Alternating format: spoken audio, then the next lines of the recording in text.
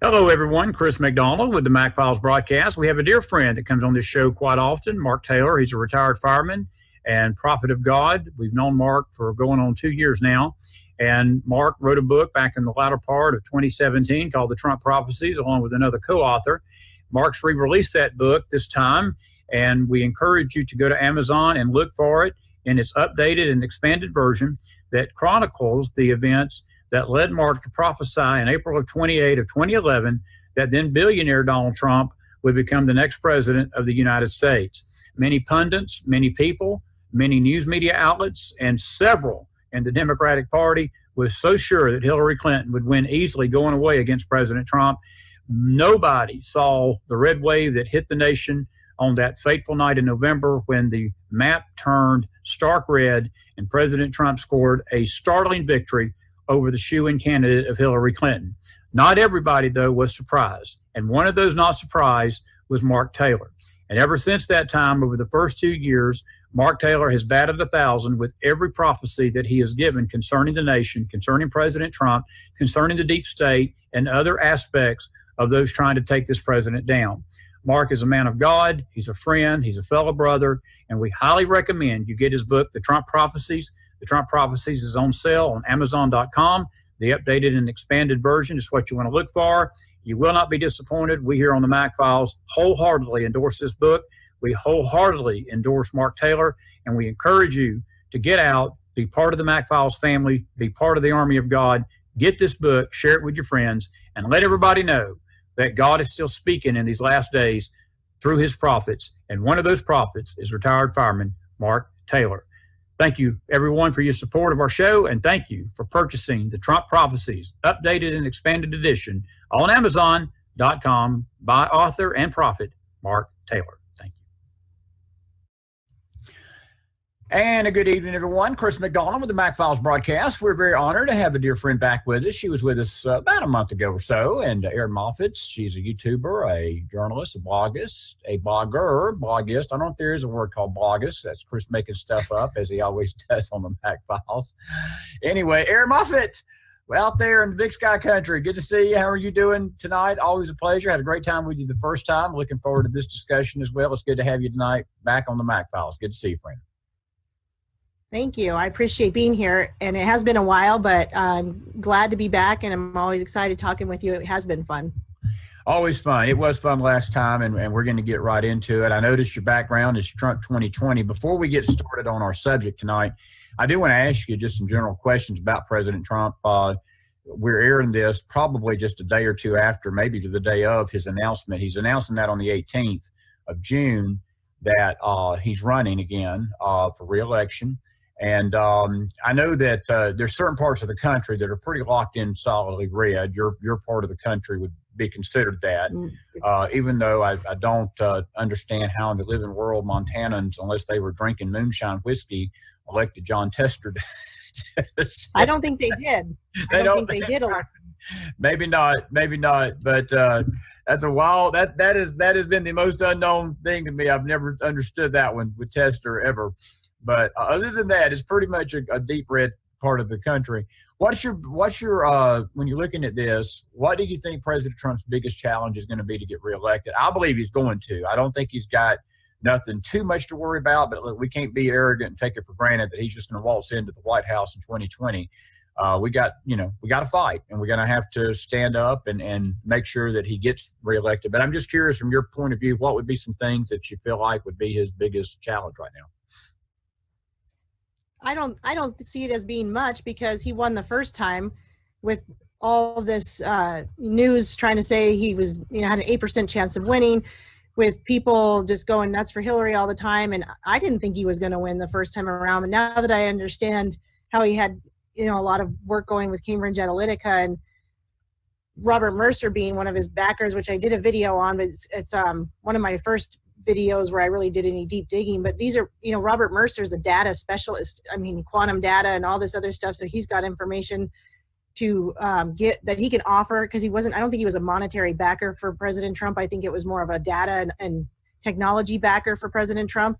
And it wasn't about rigging the election. It was about doing the same certain tactics that we've seen the other side do forever, by persuading or getting to know what people are interested in with the Facebook stuff. And I know Cambridge Analytica came under fire for it, but what I believe is we were fighting fire with fire. And I think that, anyway, I think President Trump has the means. If he was able to win then, he'll have no problems winning now. And as far as challenges, it's just the same, the deep state or anyone he's up against, anyone that he's opposing that are opposing him. Yeah. I think I'm not so sure who's going to come out of this foray. I know the polls you can always tell by the polls who the media has basically appointed and anointed. Mm-hmm. And without a doubt, that's Joe Biden, because it just seems like every poll in the world has him up into the stratosphere and the other candidates way back down. And there's even a poll, and it's a Fox News poll of all things, which made me laugh, that we're polling people in June of 2019 with the election a year and 3 months away. And they're putting the poll out there that he's up 10 points on Trump, as if that's supposed to make us shake in our boots. I mean, that is the most hideous, stupid stuff. But that's how the media is. Even conservative, quote unquote, conservative media. That's what they do. Right. They do, because even Fox is trying to post some of that stuff. It's like you can't, I just pray for truth and who to listen to and who to trust. And I kind of wait. I don't just sit by idly, but God just brings information to me that I believe is truth and it makes sense. And I just really don't think he'll have any trouble winning. And if he doesn't win, I think it'll be for reasons that he intended not to, but he's running. So I think if I had to bet my silver on it, I would bet most of my silver that he would win. And that's a tongue-in-cheek comment for those that don't know Erin, because she has a silver website, and I found that I call it the joke. Others of you don't. We're going to talk about her silver website again at the end. But that's great, friend, and I'm with you 1,000% on this. I am, and I really believe you're right, and so forth. Let me move this out of the way here on the screen. Erin, I wanted to talk with you a little bit. You've been doing some great work, and we really were impressed with you. And that's why we brought you on the first time, and we've got you back on tonight. But, there's a lot of secret societies that are operating in America tonight, and there's a lot of darkness over our country. There's a lot of light, too. I want to make it clear that we firmly believe that God is doing a great work in our country. Spiritually, he's doing a great work through President Trump. He's doing a lot of things, but there are a lot of secret societies that are still at work, this cabal, elite, whatever you want to call it. But there's a force of darkness that is seeking to undermine this nation, undermine the president, undermine our democracy, our justice system, you name it.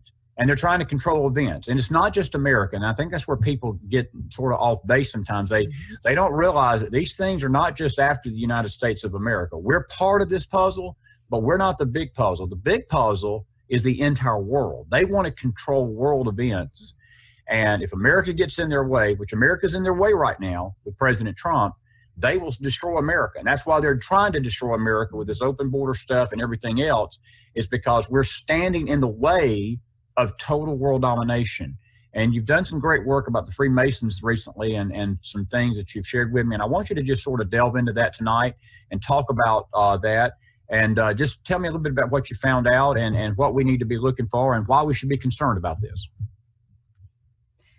So, I was doing some research very generically on Freemasonry, like symbolism and their beliefs. And I think most people that listen to you would probably already agree and understand that, they teach man to become like God, that he can become enlightened and godlike in his own way. And they have other symbolism with the dichotomy of black and white and the checkerboard floor. And then they have their aprons, and they have a lot of, there's so much secret symbolism that a lot of them don't even know what it means, because they're just like the first few degrees.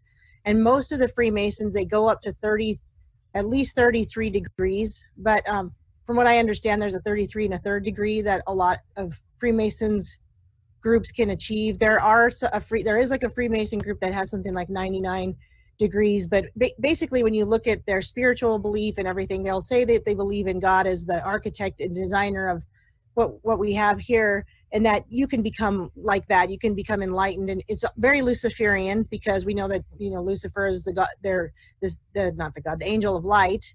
And what it is with Luciferians is everything's upside down. They believe that God is bad.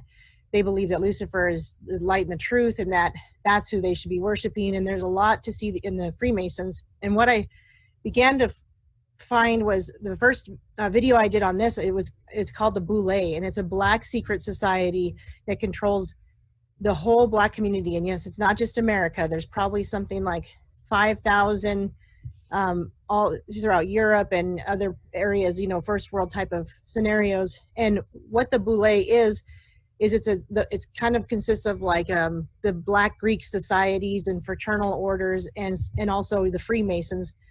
But the interesting thing is Black people don't get to be a part of Freemasonry. They had to create their own Freemason group, and they called it the Prince Hall Masons because Prince Hall is the man who started the Prince Hall Masons.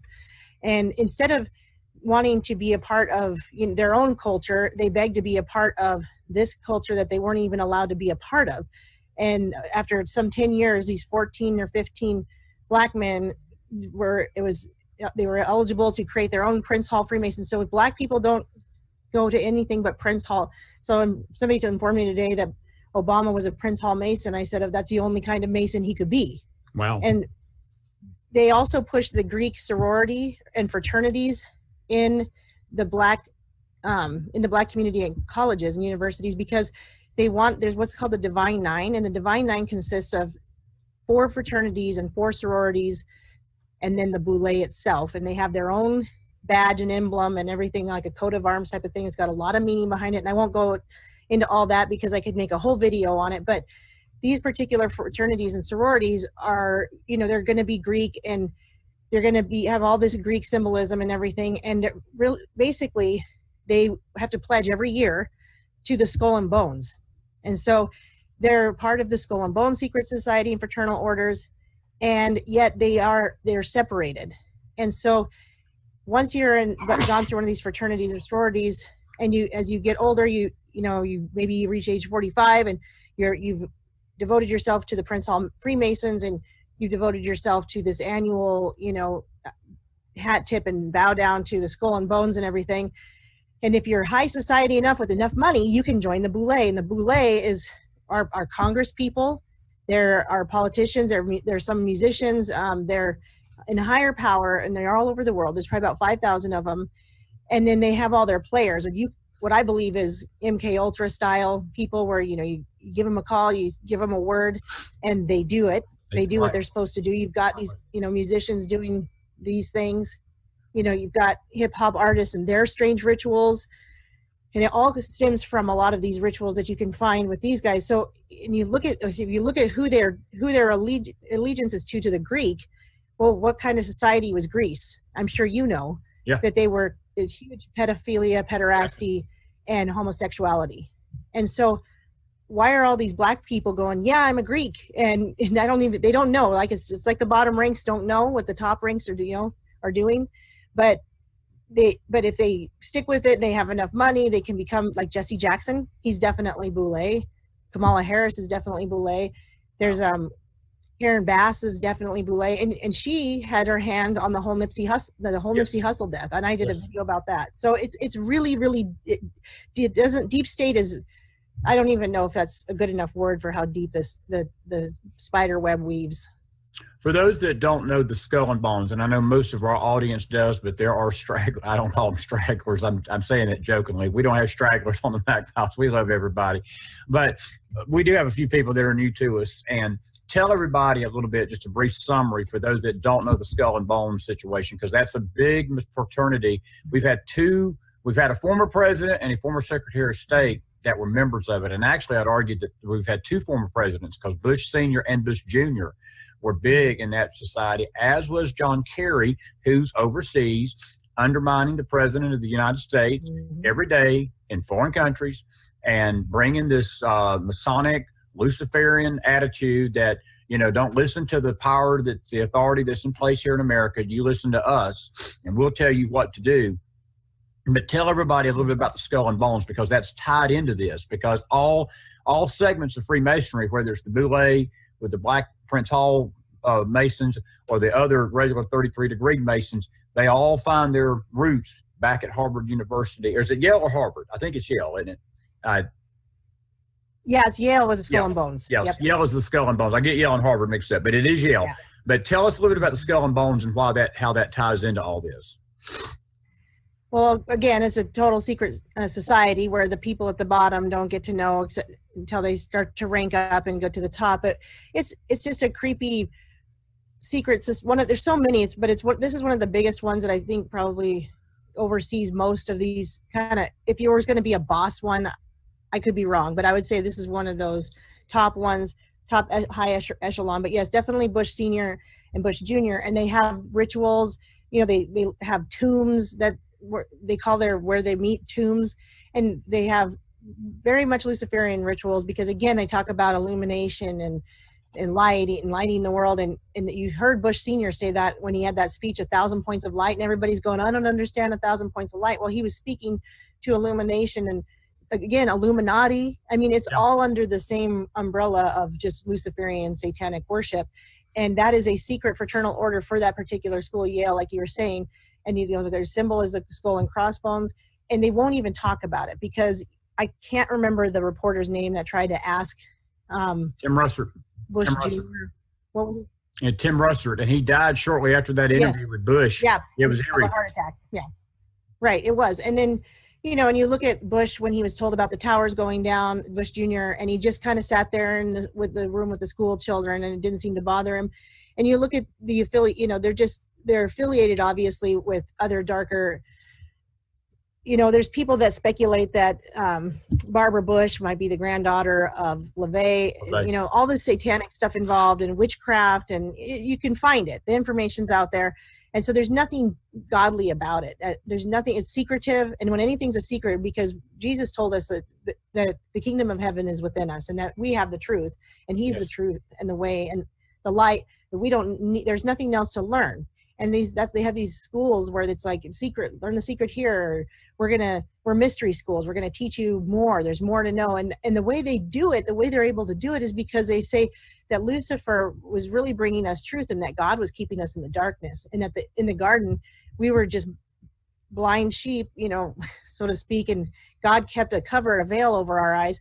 And really what's behind the veil is Jesus Christ, and we know that because he tore the veil, but they are putting the veil back in front of our eyes by telling us they've revealed everything, and it's totally upside down. And I can see how people could get a little twisted in it, but they have to work. So here's the thing is they have to work 10 times harder than you or I in prayer and in their rituals than you or I in our prayer to get what they want done. True. They work so hard with their music, with their blood rituals, with all this stuff that they do, and they're trying to subliminally subvert us, but then they got to go to the education system to subvert us and get the media behind it. They work exponentially harder than we do just to pray for something and watch miracles happen in our life, and that's truth.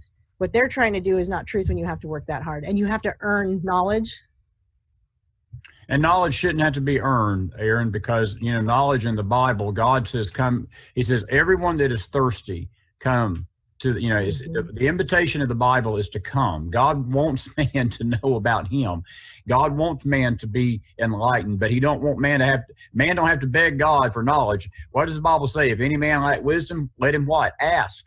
And in wisdom will be given to him. These secret societies, you ask them for wisdom, and they put you through these ungodly rituals and say, we'll give you that wisdom, but there's a price tag. And look, I've had guests on this show that have told us that Bush Sr. Was in a room one night with Bill Clinton. He was raping a woman, doing sadistic sexual things to her. Hillary was there doing the same things. And as Bill was doing it, Bush Sr. had a camera in his hand. And Bill Clinton leans up and asks him during all this ritual stuff, he says, why are you filming me? And Bush Sr. looked at Bill Clinton and said, because you're going to be president one day. And I mean, it was like he was saying, we're going to be controlling everything you do and everything you say once you become president. And you look at that in light of what happened with Bush Sr. when he became president and just basically threw the debates and threw the election away a year after the Gulf War. I mean, it makes a lot of sense. But they've always controlled people in their societies. They get them in government and they control them. And again, the price tag is your soul, basically, for that knowledge. That price tag is the soul. And I know there's a lot of elements to the Skull and Bones and Breach 12 connection and other things we could get into, but I'd rather, I want you to talk more about these movies. I want to go back to the black community.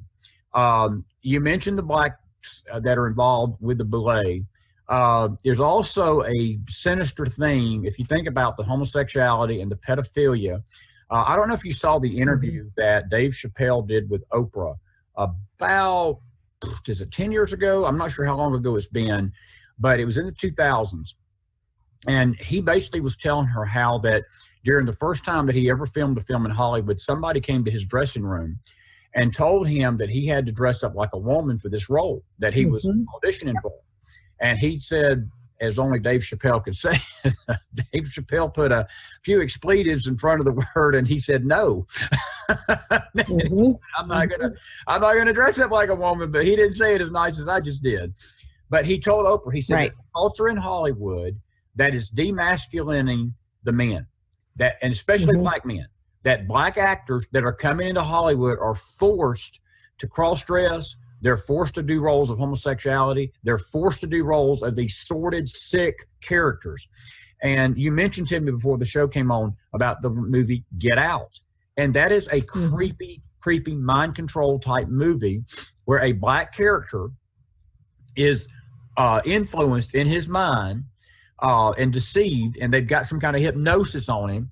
And then he's made to do all these debauchery acts and everything else. And ultimately, it's all about mind control.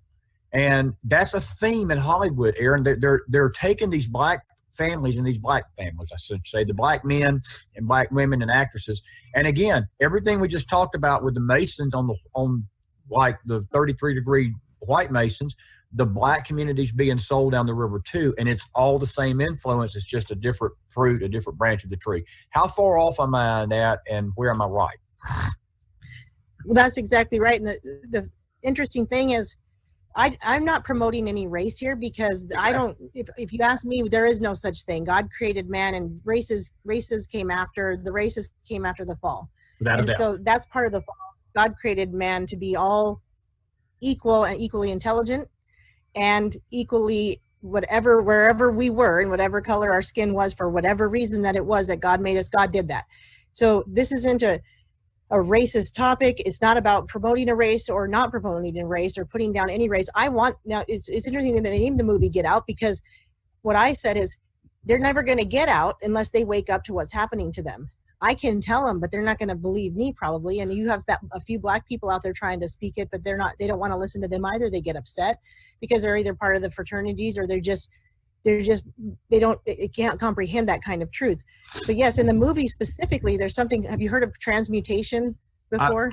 I have a little bit, but fill us in on that. Tell us a little bit about that. So there's an alchemical portion to transmutation, and then there's the spiritual portion of transmutation. And of course, the people who are proponents are going to say you're going to be better for this. It's going to make you more pure and whole. And what transmutation is, really, have you ever heard of skull scraping? And when they talk about the black eye on people that are in the, you see all these people, the Pope, the actors and politicians with black eyes. Have you seen that? No, I'm not. No. Okay, so that's what we brought. And I could be wrong about this. We pay you the big bucks tonight. Tell us about all this stuff. Yeah. So if you go and you look for these, I get paid 5 cents on the dollar. I get paid 5 cents for my videos from YouTube. Thanks. YouTube's like, oh, here's 5 cents. Oh, we're gonna limit your monetization, or we're just demonetize you, but I'll make 5 cents. I think the most I made off a video is $4. So hey, but it adds up. But basically, when the transmutation is a spiritual thing, where what I believe is what it is like if you saw Wendy Williams last October, where she supposedly fainted and her eyes get huge and her hand goes up by her head and she's dressed as Lady Liberty. Well, she looks terrified. Well, in the movie, they show a physical, what it would be like to do physical transmutation, this is a spoiler. If you haven't seen the movie and you want to, I'm going to spoil the ending for you. What they're doing with these black men is they're surgically removing their brains, and then they're replacing their own brain because maybe they're in a wheelchair, or they're getting older, or they can't run fast anymore.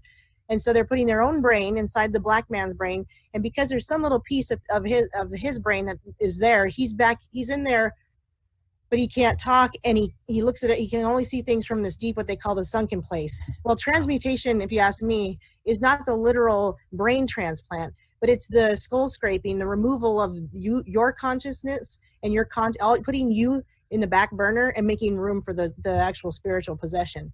And I think that's exactly what the movie is about. And what better way, when they ended physical slavery, they had to begin mental slavery. When you say who's they, the Satanists, the Luciferians, all that stuff. So what's the best way for mental slavery? Well, to keep them from ever getting, more and more of these black people are going to college, and we still don't see all these black people coming out with their own industrial efforts or their own businesses or any of that, not because they're incapable, but because they're not allowed to. They're just continuing to push them in these areas and acting like they're helping them. The NAACP is part of the B0ule. Anything that donates money to any of these organizations is going to be, Soros is donating to the B0ule, So basically the movie is called Get Out. But if you look at it on a grander scale, there are people that are like, get out of America, go back to Africa, which is exactly what Marcus Garvey wanted for his people back in the early 1900s. And what happened to him in 22 or I think 25 is he was jailed for mail fraud because he had too many followers. They were going to go back with them, and they wanted to have their control over the gold mine, and their control over the silver mine, and their control over the diamonds. But the Rockefellers and everybody else wasn't going to let them do that. And so he gets jailed for mail fraud. And by the time he gets out of jail, he had 2 million followers before. Well, he couldn't get it going ever again. And he died not long after. What a surprise. So you have these people that want to get out of America and go back to their ancestry, and they're forced away. And well, let's make them forget their ancestry. Let's make them Greek. And you're right. So it goes into the homosexual movement, because look at Baphomet. And by the way, what Baphomet has on one arm says solve, and on the other arm it says et coagula. And what did they call it in that movie Get Out? The project was called Behold the Coagula. Wow. For the monarch, so you look at the project of the brain transplant, that's what they called it, the coagula. It's a literally speaking to the physical possession by the demonic spirits that need the bodies. Wow. They can't. They got to push you back somewhere. They can't seem to get rid of you entirely. And then when you come out, when your conscious comes out, and like Wendy Williams, where she looked terrified and she looks like she's going to faint, and she does fall, but she looked terrified. She didn't look like she was fainting. Then they need to send you in for some reprogramming. And where is she right now, or where has she been? A treatment center. That's unbelievable. That's unbelievable. And what you're basically telling us tonight, that this is the themes. These are themes that Hollywood is pushing right now with movies like Get Out and other things, but they're targeting the Black community. And if you think about what you just said, the Baphomet, how that's tied into this. If you've seen the Baphomet, the scary figure to me in that Baphomet is not necessarily the head, it's the child. Because the child is looking up at this demonic creature, almost as if to say, I'm your sacrifice. And it's almost like he's gleefully looking at this hideous creature.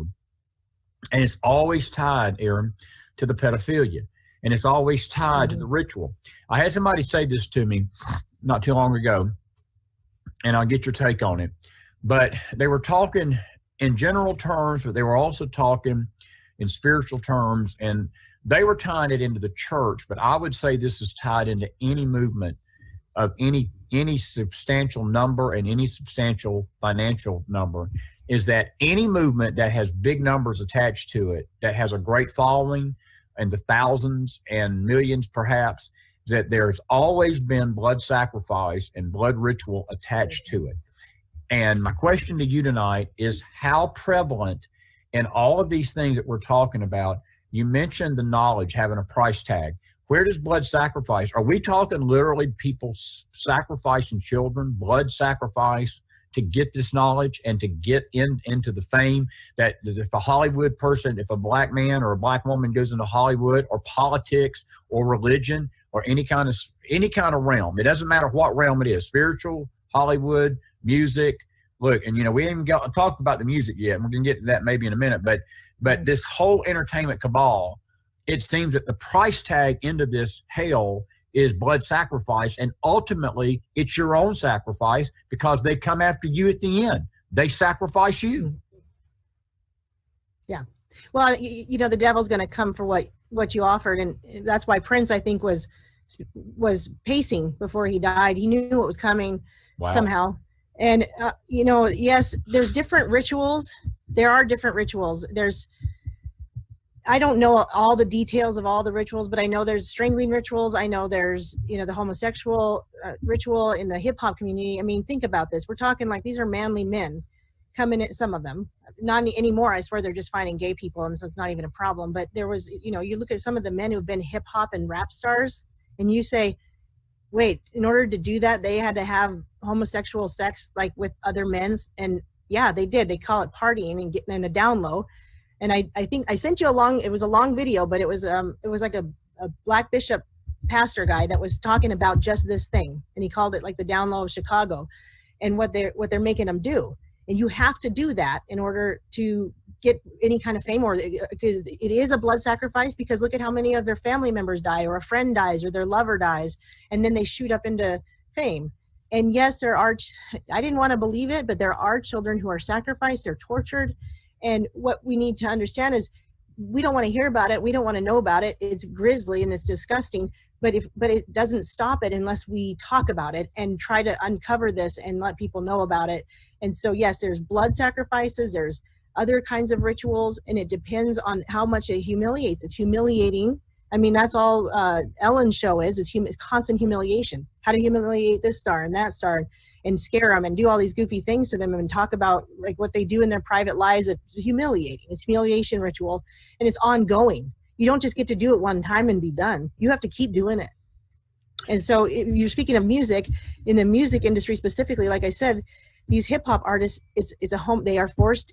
If they want to get any, they're not forced to do anything. But if they want to sign that contract, they're going to have a lot of men have sex with them. And if they ever get to the top themselves, and they're going to be doing it to the other men. Wow. This may be a question you can't answer, but I'm going to ask it. I just want to get your opinion on it. How deep does this go into the church? Well, sadly, I think the Catholic Church is going to be the thing that helps bring all, and I'm saying the Catholic Church specifically because look at the Pope. I mean, he's just sickening. That's going to be like, I think that's going to be the bridge of that. They're trying to bring all Christians to be like, oh, we like this Pope. And I have a friend who's not remotely Catholic who thinks this is a good Pope. And I'm like, this is not a good Pope. He's saying horrible things. It's not, but that it's going to, if they could usher in the Antichrist, certainly the Catholic Church is involved at the top. Again, Catholic people are not involved. Right. Catholic people aren't trying to support a Luciferian Pope. They just don't know. They don't know. But absolutely, I don't know about any other, like, think about Christian music, though. Even in the Christian music industry, it's just as bad. And I hate to bust anybody's bubble with that, but you need to look at what you're listening to, and you need to pay attention, because you got people like Lauren Daigle dressing like a witch, wearing witch stuff, wearing moons on her necklaces. And right. It's just as bad. And Lauren Daigle came out and basically said that, I don't know if it was same-sex marriage or abortion. It was one of those two things. It may have been both. But she basically put her seal of approval on it and said, I ain't got no problem with that. I ain't got no problem with same-sex marriage. I got no problem with abortion. And yet she'll go out there and promote, Christianity as her gig. And that don't mesh. It's never meshed with me. But she's making hundreds of thousands of dollars off gullible people that will listen to what she says and say, oh, that's no big deal. That's what Lauren Daigle believes. Let's go buy our music. Who cares? Yep. Yeah. So that's how that's how the church is entering into this, whether it's evangelical or Catholic, because it's all about when it comes to trans, that's what it's about. Because if you look at Baphomet is woman and man. Exactly. And if you go back and you think about the upside down, that's what they want. And it's even more the ritual of man becoming women. They either want to humiliate them with homosexual, like anal sex, sodomy. I mean, even sodomy itself is a ritual of, they're trying to bring spirits in, the blood rituals, the sodomy. It's an actual, bringing the spirits over from the other realms. That's what they're doing with these rituals. And so you got the Christians getting behind it now, because they're like, it's okay to be trans, it's okay to be gay, it's okay to, and you got the Pope saying it. And so they're trying to normalize it for everybody, because that's what they're trying to bring in is the trans movement, because that's Baphomet, that's Lucifer, that's Satan. That's what they want. That's interesting, because that spirit of transgenderism. Uh-oh, did I lose you? No, I'm here. I got you. I can hear you. We're good. I can't hear anything. Okay. There we go. You're back. Now I hear you. Yeah, I think I lost you for a second, but I'm good. We're back. It was fine. But Erin, let me just say this about the Baphomet, and you mentioned the transgender thing. What is it about that spirit that has erupted? I'll just throw this at you and let you comment on it. The homosexual community has always been out there militant, beating their chest for the rights, beating their chest for civil rights, and we deserve this, we deserve that. You heterosexuals are trying to discriminate. You Christians are a bunch of hate mongers. Gay pride, just every month, just sticking it in our face. the transgender thing has actually come on the scene in the last year, and it has exploded. And I want to go on a little 2-minute sermon, just 2-minute diatribe. But I warned folks in 2015, I said this, my brother and I were on the phone together the morning it happened, but with the Supreme Court basically put its carte blanche approval on same-sex marriage across this country. I told my brother that morning, I got on the phone with him, and I said, this is open to Pandora's box. It will not be closed. I said, it's going to open the door to every perversion, every single thing, that sexual perversion you can name. I mentioned the pedophilia. I mentioned the transgenderism. I mentioned people having sex with animals. Look, we've had stories that have come across the wire in the last year of people being accused of raping dogs to death, raping animals to death. I mean, and this is mainstream news, folks. This ain't some extreme website that got aliens.com on it. This is on Breitbart and other websites that this is going on. But it seems the transgender thing, Erin, has just exploded in the last year or so. And I'm just wondering if you got any insight to that, or your opinion about why that has come on the scene along with homosexuality, because they're both being pushed on society as becoming normal. That's the other thing they're doing. They're trying to normalize the stuff. That if you don't believe that that's normal, then you're the one that's crazy. You're the one that's out there. You're the one that's not normal. When in fact, that has been turned on its head, folks, because Erin, Moffett, there is nothing normal about same-sex marriage. There is nothing normal about LGBT technique and lifestyle. And there sure as hell ain't nothing normal about some man wanting to be a woman and a woman wanting to be a man. And Bruce Jenner, if you're out there tonight, hear me, you're not the wave of the future. You're an abomination, and I don't mean that judgmentally, but what you've done is a travesty before the Lord, and I hope he does find God. Like, I'm not saying that to judge him, Erin, but that whole thing has been pushed on society as being norm, because let me tell you how I know that. ESPN, the year that Bruce Jenner did that, they made him Athlete of the Year on their network because he was turned into a woman. That is as mainstream you try to get. That's my question to you. How much deep is this going that they're trying to normalize this stuff and push this on us to make us believe all this is right? Yeah, well, it's called subversion, and they've been doing it. So they've been wanting you to be easily offended about things, all of us, but they also, because we're easily offended, we're afraid to offend. We're afraid to stand up against other people, what they're saying, not you and me, but in general. That's how subversion tactics work. And it has worked on even me, because I found myself getting overly offended and overly sensitive and triggered, being the word of the year, about certain things. And I've had to say, wait a minute, why am I upset about that? Or why am I offended? I need to look at me.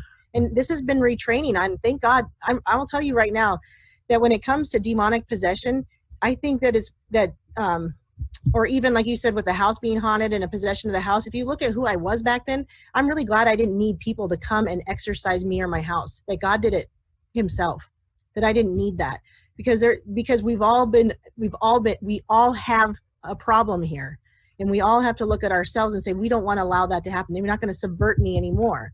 And that's part of it, is saying, I don't have to put up with this agenda. I don't have to even allow my kids to be around it. I don't have to say, oh, we have to accept those people. Nope, I'm done. There's no political correctness coming out of my mouth. And like you said, there's about judgment, there's righteous judgment, there's righteous anger. And there is a time to say, I have the ability to judge your behavior. I have the ability to judge what that could mean for my family, for your family, and for everybody around you. And I will judge that. What I can't judge is where you're going when you die. That's what I can't judge.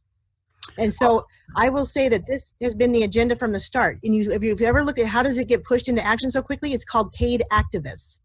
It's paid activists in every movement. There's nothing wrong with women wanting some equal rights to an extent. There's nothing wrong with some of that, right? And there's nothing wrong with even saying, I don't understand why I feel gay. I don't understand it. I want to understand it. And we help them understand it. We do something about it. It doesn't mean we scare them. It doesn't mean we preach hellfire and damnation. But you're right. What the abomination is it's almost like I said today on a Twitter post, because I saw that article about 2 lesbian women that tortured and murdered one of them's own son. I saw that. A 9-year-old. And I said, homosexuality is an abomination that leads to further abominations. It's like a gateway drug. And that's how it started with the law. It started there and it got pushed to where it is today. Pedophilia is the ultimate goal. And what will it be next? I mean, are we back to like sacrificing to Moloch? People, what's been done will be done again. There's nothing new under the sun. This has all been done before, and you can't act like those people were less intelligent back then, because we've always been as intelligent we are, and there is no such thing as evolution. We're just doing it again. Without a doubt. And I'm glad you mentioned the gateway to more violence, because that's the other thing that people don't understand. Like I don't say this again in judgment, and we've talked about this on our show before, and it bears repeating tonight. I don't think there's a more militant movement in our country other than Antifa and maybe a few of these left-wing violent protesting groups than the LGBT community. I'm not saying everybody's like that, but Erin, I'm telling you, the way that they politic. Look, we just had a Supreme Court decision come down this week of a precious couple up in Oregon that had gotten sued, and there's been numerous cases of this. Jack Baker in Colorado, this couple up in Oregon, where they refused to cook the same-sex marriage cake, and that case, they got fined $135,000. It was ridiculous what they got fined. Let me tell you something. You can go out and throw a rock into a federal building and bust windows out and not get fined that much. I mean, that is crazy. And the Oregon Supreme Court, to its shame, basically upheld that, claiming that they violated these people's civil rights. Well, they basically sent it to the Supreme Court, and thank God that we had a Supreme Court that came down Monday and said, you know something, Oregon, you're wrong. They didn't violate these people's civil rights. They've got rights too. They got a right as a business owner to tell you they don't want to bake your cake. And if you don't like it, you go down the road and you find somebody that does. But you can't sue them for violating your civil rights. It's a business, you know? And who are you to tell them whether they can bake a cake or not? You know, most places you go into business and traffic in, Erin, they've always got a sign, we reserve the right to refuse service to anybody. They can go in there and not like your hairstyle and tell you they ain't going to serve you. And they got a right to do that. But my point is this. That is the attack that is coming against businesses. It's coming against churches. It's coming against people of faith. It's coming against our government. It's coming against any institution that stands up to this lifestyle. They're being attacked, and they're using and weaponizing the court systems to do it. And that's the battle that we're fighting right now. And again, thank God the courts have, the Supreme Court has stepped in and struck that down, but I see more of that coming. Jack Baker, I can't believe what I just read this week. He's been sued 3 times, Erin. He just got sued again last week because this time a transgender walked in and wanted a cake made basically saluting transgenderism. And Jack Baker said, I'm not going to do it. Got sued again. So tell me where this is headed, because it is a militant group and they don't take no for an answer. And again, it's all about tolerance, but it's not tolerance as we teach it. It's tolerance that you either accept us and we don't care what you think, but you either accept our lifestyle or we're suing you. Mm-hmm. I would say that when you have God on your side, I would urge people to not have any fear of the repercussions of refusing to align with this. Because I'll tell you right now, when you take away their weapon, as you said, they're weaponizing it. When you take away the weapon, because yeah, you could go to court and yeah, you could get sued and yeah, you could have to pay a fine. But if you do truly believe in God and Jesus, and if you're truly interested in what you're supposed to be doing here on this earth, we knew it was not going to be easy. We knew we would be persecuted. We knew we could be killed for it. We knew that we would go to jail for it. I'm willing to, because I'm not going to just kowtow to this silliness because I have a fear. And that's what they want. And so they're sending people, look, what you just said, they're obviously sending somebody in to do that. The person had to know this guy wasn't going to bake him a cake. Absolutely. You know? No, you're right. It's government paid. It's government paid. And I doubt even Soros is at the top. I think it goes to families that people have never even heard of. I think there's people at the top that you wouldn't even ever heard their name. And so you can cut off little parts here and there, but why do you think they hate Trump so badly? They hate him because look at what he did with the Supreme Court. You just said so yourself. The Supreme Court went against that ruling in Oregon, Well, that's why they hate him, because they're stopping it. They're stopping it, and everybody wants to see I want to see handcuffs. I want to see him in jail. Well, I want to see things like you just said, where the Supreme Court is turning those things around and saying, no, we're not going to do it. Where a Christian school can say, we're not going to allow transgender bathrooms or any of this junk in our lives. We're not doing it. We're not putting that around our students. It's dangerous. Great point. And you're looking at these transgender people that are doing the reading to children in libraries, the reading of school books, story time, and they're pedophiles. If you don't love your children, fine, accept it, be afraid, but if you love your children and you love yourself, and if you love God, don't have fear, don't do stupid things, be prayerful. Say, God, give me discernment every day, growing discernment, grow my life, grow my wisdom, please, from you alone, and give me the truth from you alone. And when you pray those things, he does those things, and you don't have to work for it. You just pray it and he does it, and you'll start to have discernment. You'll know, this is a battle I don't fight today, but maybe it is tomorrow, or I have to fight it a different way. And you just go with the small obedient steps, and then they become large obedient steps, and pretty soon you're doing the battle well. There's no confusion as to what you're supposed to be doing, because God will show you, this is how I want you to do it, and if you do it this way, it's going to work, and you're going to do it well, and we're going to defeat what I need you to help me defeat, because we do all matter. One person can change so much. Oh, without a doubt. Sorry. I've taken away a lot from this tonight, and I want to go back and circle back around to where we began and got into this tonight about the B0ule. Do you think that is why Kamala Harris has come onto the scene in a firestorm? Cory Booker, a lot of these black politicians, because we've got a lot of interesting dynamic in the Democratic side of the ticket for 2020. But Kamala Harris, there's just something about her that is just, I don't know what the word is. And look, I don't fear any of them, but she is so racist, so divisive, very pro-abortion, pro-LGBT, pro-open border, very disrespectful. I mean, I watched some of these interviews that she's done with these ICE agents, and honestly, I don't mean this disrespectfully to Ms. Harris, but she needs to have her jaw slapped for some of the stuff that she said about our ICE agents, and the disrespect for law enforcement, and the disrespect for the law, the rule of law. And then she'll be the first one out here calling for the impeachment of Trump for something that he's not, they don't even have any idea of why they're wanting to impeach him. My good friend Oliver McGee sent me something today, and it was basically saying that Maxine Waters and Adam Schiff are telling their constituents now that they can't impeach Trump because Nancy Pelosi has told them that the country won't be behind it. Well, I got a news flash for the Dems. The reason you can't impeach Trump is not because the American people are not behind it. It's freaking because he's not done anything to be impeached for. Yeah.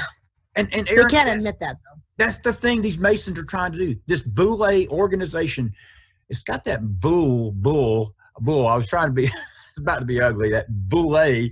I want to call it something else right now. It starts with a B, all right, and there's a B-U sound in it. But this B0ule organization, wait for Pirate Radio Friday night. We'll have some fun with this.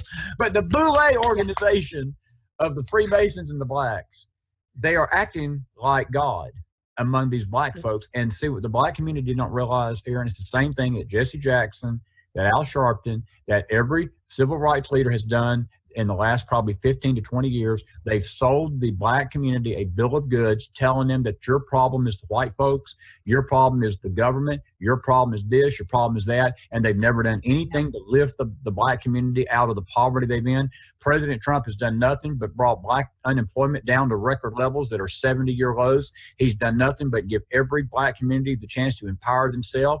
He's rebuked Chicago for its Beirut-type atmosphere. He's basically sent a message to Rahm Emanuel, get your act together. The streets of Chicago don't need to be a war zone. Get your law enforcement out there and enforce the laws. Put these MS-13 gangs in jail. Put these thugs in jail. Break down this bond of violence that's over your city. He's done everything he can to help the black community. And it goes back to that campaign speech he said right before he got elected. He looked at the blacks and he said, give us a chance. He said, what have you got to lose? What have you got to lose? And again, the Freemasons, their statement is, We don't care what you got to lose. Believe us, because we want to control you, and we don't care what you lose, even if it's your own soul. And even if you gain the world and lose your soul, that's not a good exchange. But this B0ule organization is very dangerous, Erin, as we go out here tonight. They are very dangerous because nobody talks about it. They are probably the most secret of all of them, because I said either people don't care or they don't know because nobody's talking about it. I said, I think it's both, because I'll tell you, people get emotionally attached to race, and I get attacked, and I say attacked, and I don't mean like I can handle it. It's not a big deal to me. But I get somebody saying, well, it's been proven that the black community is only have an IQ of 70 to 80, so they're basically retarded. And I'm thinking, well, two things I want to say about that is, one, fake news. But two, if it were true, shouldn't you be asking why? What are they putting in the water? What are they putting in the vaccines? What are they doing they're not going to school. There's no dads. They're pushing abortion. I don't believe that's true. I know it's not true. I know lots of people that are black and they do not have an IQ of 70, 80. And I'll tell you, the people who get behind me are black people that know. And they say, you're all over the target. We know it's true. We've seen it ourselves. And they push me to keep talking about it. So I am going to keep talking about it because it's not heard of. People have never heard of it. I'm reading a whole book on it. And like I said, and we won't do it now because it's no time. But I can go back to the garden on this stuff. I can go all the way back to the bloodline of Cain and the bloodline of Abel. Listen, we got 10 minutes. Go ahead and take your time. We got plenty of time. Take 10 minutes and talk about this. We're good. This is the McFiles. I'm the CEO of this. And we can go as long as we need to. Yeah, that's true. Well, go ahead. What I want to do is also disclaimer, again, this is not about race or promoting a race or saying that there's nobody that's made more above intelligence than anybody else. We were all created equal, with equal intelligence. As far as equal, some of us are shorter, some of us are taller. What I mean is there's no race or anything that was made to be lesser than us. And they want us to believe that, because if you look at things like Black Panther, they want to make the black people look like they came from apes and animals, and animalistic. And Black Panther is a panther, but there's a lot more to that. But it's always bringing in the animal. And if you look at the 50s and they compared them to apes, and even today, right, there's been studies done where people still think that black people came from apes, and we didn't. There was a time where, black people they had a lot going for them in Egypt. They were black. They weren't light-skinned Egyptians like they want us to believe. They had a lot of technology. They had a lot, with building of the pyramids and the Sphinx and everything. I'm not promoting any of their religion or any of that, but when you look at it, the Greeks, when they came in and took over, they hijacked the technology and made it theirs. They're like, we're the ones that are intelligent. We're the ones that are going to have these philosophies that we're going to speak. And that's how we're taught to this day. But they stole it. If you ask me, they stole it from the Egyptians. And when I say we would go back to the blood of Cain and Abel, if you look at Adam and Eve as a God people in the garden, they were people, and you probably had all the continents together, and they were probably there where we think, where they would have been dark skinned, most likely. Okay. Maybe not, but get your emotions out of it. And you can say, maybe that's just the way it was. If God created us that way, what's wrong with accepting the truth? Because where we lived, maybe we needed to have dark skin. And I believe from my prayer and in my request and talks with my relationship with the Lord, that the apple was an actual physical sexual act. And I don't know if it was a fallen angel or another kind of people, and I haven't come to that answer yet, but I believe it was a sexual act, and it wasn't just eating an apple. And we created the twins of Cain and Abel, and God came in and fixed kind of it with Abel, but we still had Cain, and the bloodlines have been battling forever. Well, at one point God sent the Cain bloodline to the Caucasus Mountains. And why that matters is it comes back to Freemasonry. This circles around. So it matters because when they had to cross, the sands were too hot for their feet. So the Abel people helped them with camels up to the Caucasus Mountains. And so when the Freemasons have initiates come in, they say, how did you arrive, by foot or by camel? And if they say by camel, they get to move on. If they say by foot, you're out until you can figure it out. Why would that be important if this isn't true? And so that's what I mean by going back to the garden is, it's not about black people. It's about hijacking. They're hijackers. They're thieves, lying, cheating, and stealing and killing. And they come and they hijack their religions. They hijack technology. And there was a time that black people had all of that. And since then, they've had nothing. They've been slaves their own people have sold them as slaves. I'm telling you right now, their own people are selling them as slaves right now. And they have not been allowed to have any kind of independence. They have no land. They have no anything. And they can't go back to Africa because what are they going back to? And then people get mad and they say, well, what about the black Africans that are killing the white Africans? As if I condone that. We all fell. Abel's bloodline is no better than Cain's. We all fell. That's the point true. is, Excellent point. If you look at the facts of what's going on, is it's all broken now. Nobody knows who they are anymore unless they can put their identity in Jesus Christ. It's so powerful, Erin. And you know, people don't understand that the reason Abel's sacrifice, what made Abel special to God?